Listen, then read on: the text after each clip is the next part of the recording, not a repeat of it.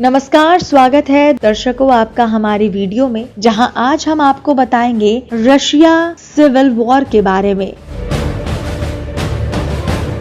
Russian civil war संघर्ष के बीच प्रथम विश्व युद्ध में रूस का विनाशकारी प्रदर्शन 1917 की रूसी क्रांति के प्राथमिक कारणों से हुआ था, जिसमें रोमानोव राजवंश को एक अलग कर दिया गया था और एक ऐसी सरकार स्थापित की गई जो लड़ाई को समाप्त करने के लिए उत्सुक थी। ब्रेस्ट लिटोव्स्क 1918 की संधि, जिसके तहत रूस ने जर्मनी को अपने क्षेत्र का बड़ा हिस्सा दिया था, कम्युनिस्टों और वामपंथियों समाजवादी क्रांतिकारियों के बीच एक उल्लंघन का कारण बना, जिसने उसके बाद गठबंधन छोड़ दिया। अगले महीनों में लेनिन के एक रूसी विरोधियों के दो मुख्य समूहों का एक साथ एक चिन्हित चित्र था, गैर बोल्शेविक छोड़ दिया, जो अंततः संविधान सभा के विघटन के द्वारा लेनिन से अलग हो गए थे, और दो दक्षिणपंथी गोरे, जिनकी मुख्य संपत्ति क्यूबन स्टेप्स में स्वयंसेवी सेना थी। ये सेना जो 1917 से 1918 की सदियों में बड़ी कठिनाइयों से बची थी और जो जनरल एंटोनी डेनकिन अप्रैल 1918 की कमान में आई थी, अब एक अच्छी लड़ाकू शक्ति थी, हालांकि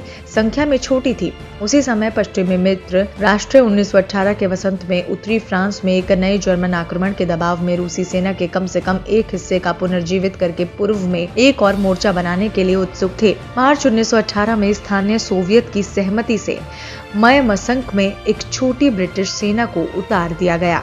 5 अप्रैल को जापानी सेना बिना किसी मंजूरी के व्लादिवोस्तोक में उतरी। एक और कारक चेकोस्लोवाक सेना था, जो ऑस्ट्रो हंगेरियन सेना के चेक और स्लोवाक रेगिस्तान से बना था, जिसे पिछली रूसी सरकारों ने अपनी इकाई बनाने की अनुमति दी थी। मार्च 1918 में बोल्शेविक सरकार इन इकाइयों को सुदूर पूर्व में रूस छोड़ने के लिए सहमत हुई, लेकिन मई में निकासी के दौरान हिंसक घटनाएं हुई और 29 मई को युद्ध के लिए कमिसार लियोन ट्रोट्स्की ने उन्हें अपने हथियार आत्मसमर्पण करने का आदेश दिया। उन्होंने इनकार कर दिया। स्थानीय सोवियतों के उन्हें निरस्त करने के प्रयासों को हरा दिया और ट्रांस साइबेरियन रेल मार्ग पर नियंत्रण कर लिया। इस कार्रवाई द्वारा बनाए गए निर्वात में दो बोल्शेविक विरोधी प्राधिकरण दिखाई दिए। वेस्ट साइबेरियन कमिशिएट मुख्य रूप से उदारवादी रंग, ओम्स्क पर आधारित और समारा स्थित समाजवादी क्रांतिकारियों से बनी संविधान सभा के सदस्यों की समिति इन घटनाओं में मॉस्को सरकार को गैर बोल्शेविक समाजवादियों पर भारी कार्यवाही करने का कारण बना दिया। मेंशेविक और समाजवादी क्रांतिकारी डिप्यूटीज को केंद्र और स्थानीय सोवियत से निष्कासित कर दिया गया और किसी भी संगठित राजनीतिक गतिविधि में शामिल होने से रोका गया। आखिरकार सितंबर में सरकार ने लाल आतंक के एक अभियान की घोषणा की, जिसमें बंधकों को गोली मारना और चेका को संक्षिप्त गिरफ्तारी मुकदमे और संदिग्धों को फांसी देने की बढ़ी हुई शक्तियां शामिल थी। जार की हत्या और यूक्रेन के लिए लड़ाई। गृह युद्ध के शुरुआती पीड़ितों में, जिसे जून 1918 में शुरू हुआ माना जा सकता है, पूर्व शाही परिवार थे। जार निकोलस II, उनकी पत्नी और उनके बच्चों में अगस्त 1917 में टोबोल्स्क और 1918 के वसंत में येकातेरिनबर्ग ले जाया गया। साइबेरिया में बोल्शेविक विरोधी ताकतों के विकास के साथ स्थानीय सोवियत को डर था कि निकोलस को मुक्त किया जा सकता है। 16 से 17 जुलाई 1918 की रात में परिवार के सभी सदस्यों को उनके कारगार के तहखाने में ले जाया गया, जहाँ पर उन्हें गोली मार दी गई। देर से गर्मियों में कम्युनिस्टों ने जल्दबाजी में सशस्त्र बलों को पुनर्गठित किया। लाल सेना ने पूर्वी यूरोपीय रूस के अधिकांश हिस्सों को पुनः प्राप्त कर लिया। ओम्स्क में, जो कम्युनिस्ट विरोधी का केंद्र बन गया, ब्रिटिश और यूएस सैन्य मशीनों की सहायता से एक नई सेना को जल्द ही एडमिरल अलेक्जेंडर वी कोल्चक की कमान में परीक्षित किया गया था। विदेशी हस्तक्षेप। मित्र देशों की सरकारों को अब भ्रमित रूसी स्थिति में अपनी नीति पर निर्णय लेना था। हस्तक्षेप का मूल उद्देश्य जर्मनी के खिलाफ एक पूर्वी मोर्चे को पुनर्जीवित करना अब व्यवस्थित था। रूसी निर्वासितों ने तर्क दिया कि चूंकि रूस की पूर्व बोल्शेविक सरकारें मित्र राष्ट्रों के प्रति वफादार नहीं थी, मित्र राष्ट्र उनकी मदद करने के लिए बाध्य थे। इस नैतिक तर्क में राजनीतिक तर्क जोड़ा गया कि मॉस्को ने कम्युनिस्ट शासन पूरे यूरोप के लिए खतरा था। इसके विध्वंसक प्रचार और क्रांति फैलाने के लिए अपने दृढ़ संकल्प के साथ 1919 की शुरुआत में फ्रांसीसी और इतालिव सरकारों ने गोरों को मजबूत समर्थन यानी कि पुरुषों के बजाय हथियारों और आपूर्ति के रूप में का समर्थन किया, जबकि ब्रिटिश और अमेरिकी सरकारें थी अधिक सतर्क और यहाँ तक कि युद्धरत रूसी दलों के बीच सामंजस्य स्थापित करने की उम्मीद की। जनवरी में मित्र राष्ट्रों ने यूएस की पहल पर सभी रूसी जुझारू लोगों को मार्मरा सागर में रकीपो द्वीप पर युद्ध विराम वार्ता आयोजित करने का प्रस्ताव दिया। कम्युनिस्टों ने स्वीकार किया, लेकिन गोरों ने इनकार कर दिया। मार्च में अमेरिकी राजनयिक विलियम सी बुलेट मास्को गए और कम्युनिस्टों के शांति प्रस्तावों के साथ लौटे, जिन्हें मित्र राष्ट्रों ने स्वीकार नहीं किया था।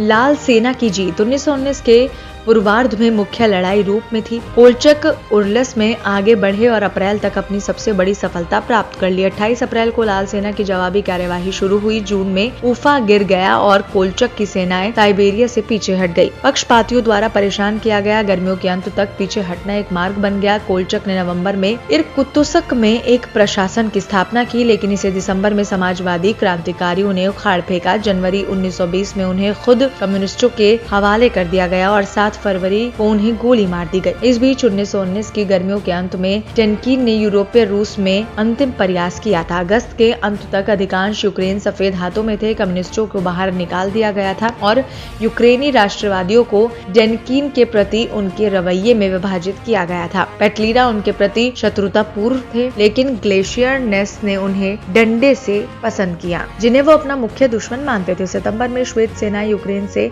उत्तर की ओर और निचले वोल्गा से मास्को की ओर बढ़ी। 13 अक्टूबर को वो ऑर्ले ले गई। उसी समय जनरल निकोले एन यूडेनिच एस्टोनिया से के बाहरी इलाके में आगे बढ़े, लेकिन दोनों शहरों को लाल सेना के पलटवार से बचा लिया गया। यूडेनिच एस्टोनिया में पीछे हट गए और डेनिकेन उसका संचार बहुत अधिक बड़ा हुआ था। हताहत और युद्ध के परिणाम।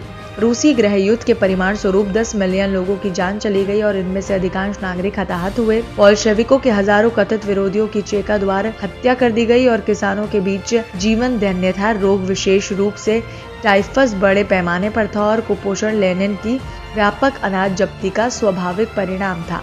परिवहन के लगभग पूर्ण रूप से टूटने से उन अपर्याप्त आपूर्ति को भी वितरित करना असंभव हो गया था जो सरकार ने उपलब्ध कराई थी।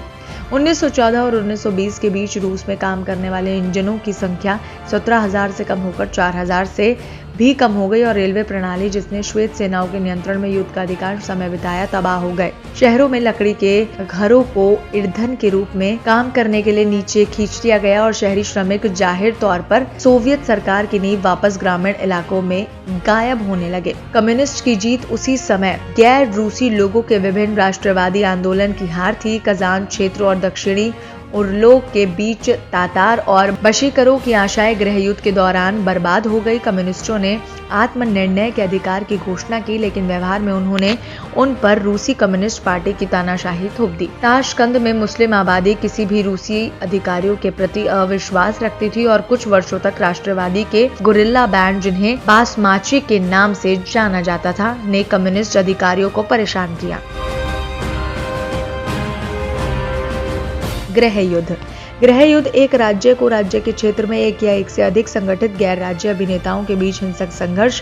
इस प्रकार गृह युद्ध को अंतरराज्य संघर्षों, जिसमें हिंसक संघर्षों या दंगों से भिन्न होते हैं, जिनमें राज्यों को शामिल नहीं किया जाता, और ऐसे व्यक्तियों के खिलाफ राज्य दमन जिन्हें नरसंहार सहित एक संगठित या फिर एकजुट समूह नहीं माना जा सकता, और गैर राज्य अभिनेताओं द्वारा समान हिस्सा जैसे आतंकवाद या हिंसक अपराध। गृह युद्ध की परिभाषा स्पष्ट रूप से संघर्ष के कई अलग अलग रूपों को शामिल करती है। कुछ विश्लेषक गृह युद्धों के बीच अंतर करते हैं, जिसमें विद्रोही क्षेत्रीय अलगाव या फिर स्वायत्तता चाहते हैं, और संघर्ष जिसमें विद्रोहियों का लक्ष्य केंद्र सरकार का नियंत्रण होता है। सरकारी नियंत्रण पर संघर्ष में केंद्र या राज्य तंत्र के भीतर से उत्पन्न होने वाले विद्रोही शामिल हो सकते हैं, जैसे कि सैन्य तख्तापलट या फिर राजनीतिक प्रतिष्ठान के बाहर की चुनौती देने वाले अन्य। विश्लेषक जातीय गृह युद्धों के बीच अंतर करते हैं।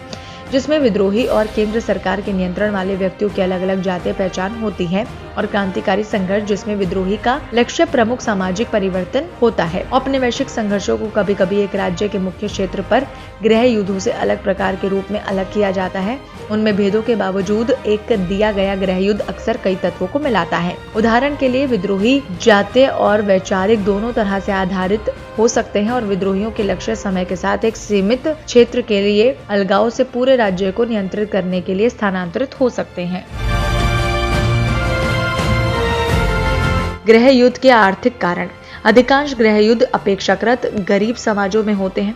समाज के भीतर हिंसा के अध्ययन में प्रारंभिक योगदान मुख्य उद्देश्यों के रूप में आर्थिक अभाव और शिकायतों पर ध्यान केंद्रित करने के लिए किया गया है। उदाहरण के लिए अमेरिकी राजनीतिक वैज्ञानिक टेड गुर ने असमानता पर प्रकाश डाला और बताया कि कैसे समूह अपनी आकांक्षाओं के सापेक्ष अपनी वर्तमान आर्थिक स्थिति से असंतुष्ट होने पर विद्रोह का सहारा ले सकते हैं। राष्ट्रवादी संघर्षों पर साहित्य इस बात पर जोर देता है कि कैसे अपेक्षाकृत गरीब और धनी दोनों समूह के केंद्र के खिलाफ विद्रोह करने में कितनी संभावना है। यदि वो मानते हैं कि वो स्वतंत्रता के तहत बेहतर कर सकते हैं, तो लैटिन अमेरिकी देशों में गृह युद्धों की व्याख्या अक्सर असमान भूमि वितरण या फिर उच्च आय असमानता से उत्पन्न होने वाली आर्थिक शिकायतों पर ध्यान केंद्रित करने वाले ढांचे के भीतर की जाती है। हालांकि व्यक्तिगत आय असमानता और नागरिक संघर्षों को जोड़ने वाले अनुभवजन साक्ष्य मिश्रित हैं।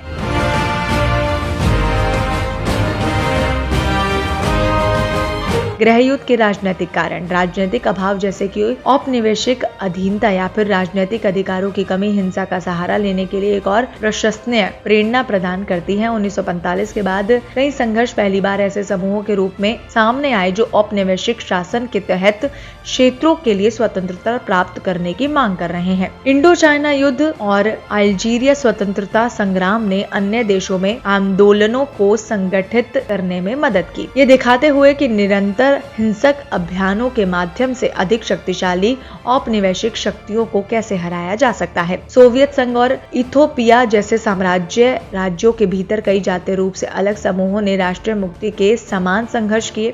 इस बात के बहुत कम प्रमाण हैं कि जातीय विविधता की किसी देश को नागरिक संघर्ष के प्रति अधिक संवेदनशील बनाती है। अधिक प्रासंगिक ये है कि किस हद तक कुछ जातीय समूहों को व्यवस्थित रूप से राजनीतिक शक्ति से बाहर रखा जाता है या फिर राज्य द्वारा उनके साथ भेदभाव किया जाता है।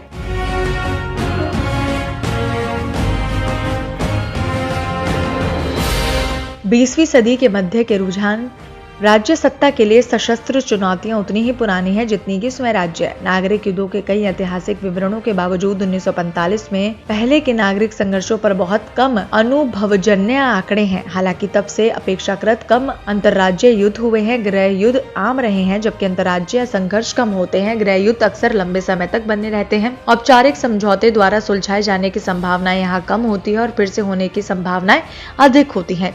कई विशेषज्ञों ने शीत युद्ध के तुरंत बाद नए नागरिक संघर्षों के प्रकोप को इस बात के प्रमाण के रूप में माना कि संयुक्त राज्य अमेरिका और सोवियत संघ द्वारा अपनाई गई परमाणु निरोध की रणनीति के आधार पर स्थिरता की लंबी अवधि के बाद दुनिया अधिक अशांत और हिंसक होगी। फिर भी शीत युद्ध के बाद प्रारंभिक शिखर के बाद सापेक्ष रूप से नए गृह युद्धों की संख्या में वास्तव में गिरावट आई है। विशिष्ट कारण जो उस समय गिरावट को कम कर सकते हैं विवादित बने हुए हैं और चल रहे हैं। गृह युद्धों की संख्या पूर्ण रूप से उच्च बनी हुई है।